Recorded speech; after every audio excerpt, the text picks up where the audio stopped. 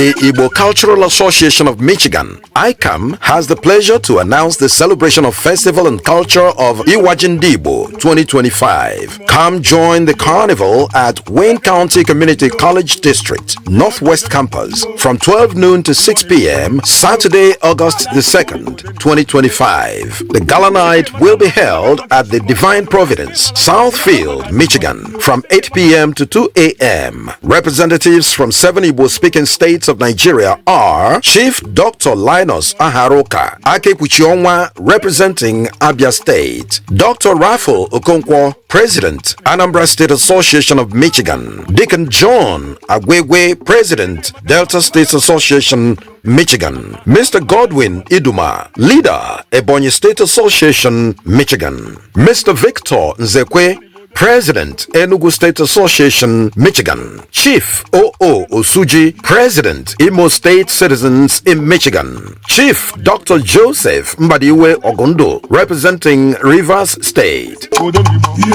On the sponsorship list of Igbo Cultural Association of Michigan, Iwaji 2025 are Honorable Mike Okaka, Chief Executive Officer, Mabel Hotel Limited, Asaba; Honorable Kirian Wagwo, SAG Nambise; Attorney Augustine Igwe, Attorney General of Nigerian Community, Legal Advisor, Igbo Cultural Association of Michigan; Chief Dr. John K. Wadinobi, Onwanitirioha, Nohoho Umuahia; High Chief Kajetan Nkuzo, Diko Hawan, Amabo Ihite, Ezinihite Mbaise; Chief Joseph Ndupu Ohamadike of Amiibo, President, Amiibo Town Union, Michigan.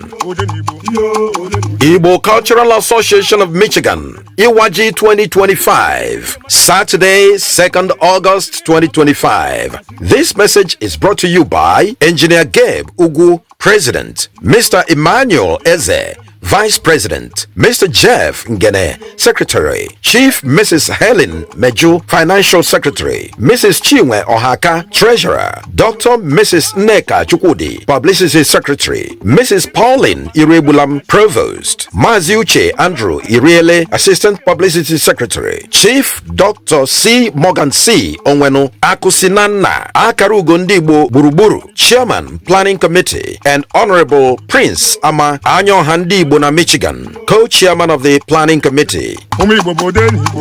ICAM Iwaji 2025. Let's make it happen.